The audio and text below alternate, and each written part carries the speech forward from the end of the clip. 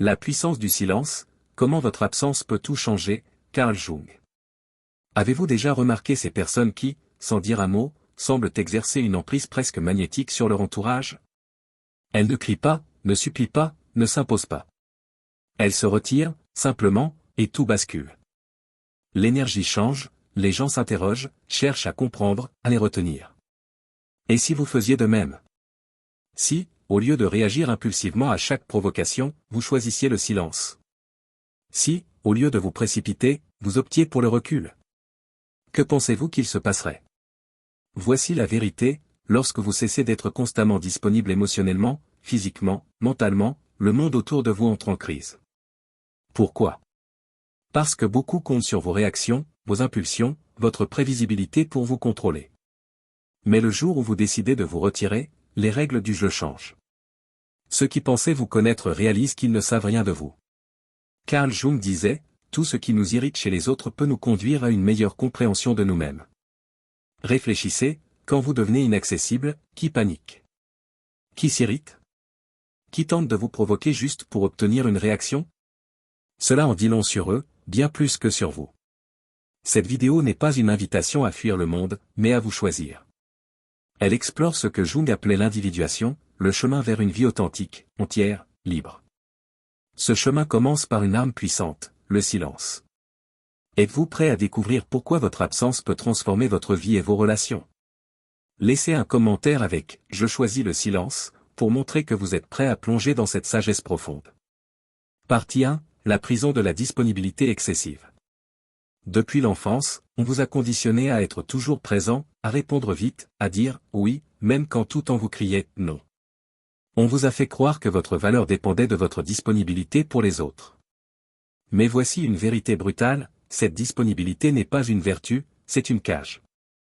Tant que vous restez à la portée de tous, vous êtes manipulable, épuisable, effaçable. Pourquoi?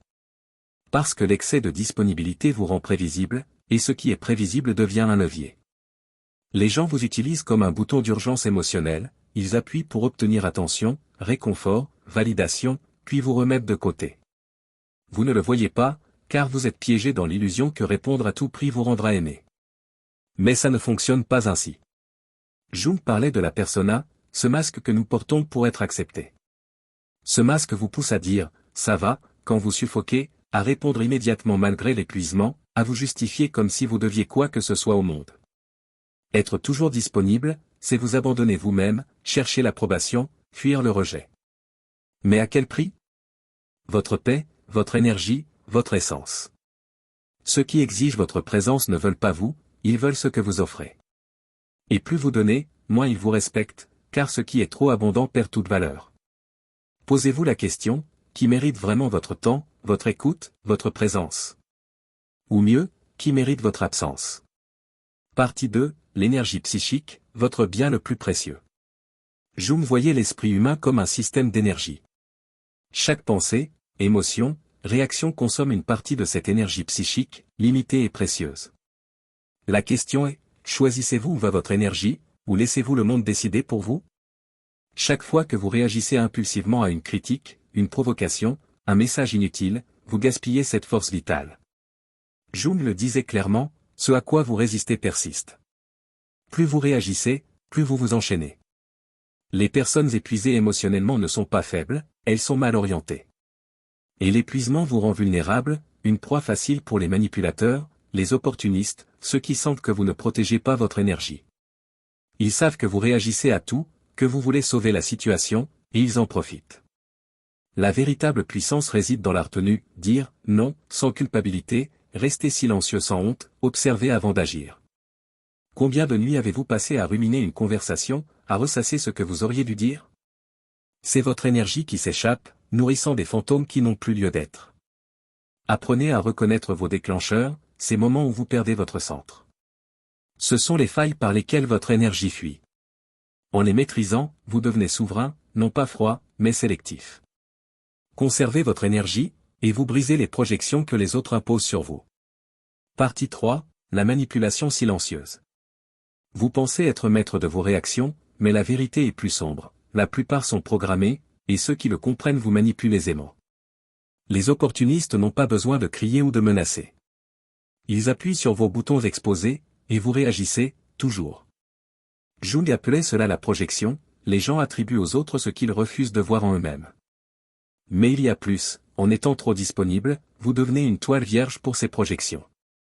Ce collègue qui ne vous contacte qu'en crise, ce partenaire qui attend que vous résolviez tout, ces éloges qui cessent dès que vous n'êtes plus utile, rien n'est hasard. Il ne s'adresse pas à vous, mais au rôle que vous acceptez de jouer. Pourquoi l'acceptez-vous? Par peur de décevoir, de ne pas être aimé, d'être abandonné. La manipulation la plus efficace ne passe pas par les cris, mais par la culpabilité silencieuse, ce sentiment que vous devez quelque chose. Mais quand vous cessez de réagir, quand vous dites « non », quand vous choisissez le silence, le jeu s'effondre. Les projections tombent, et les manipulateurs sont déstabilisés.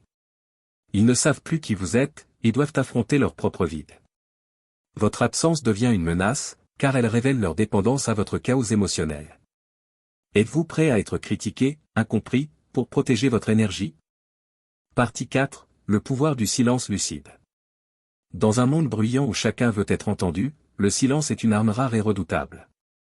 Pas un silence passif ou fuyant, mais un silence conscient, stratégique, d'une lucidité brutale.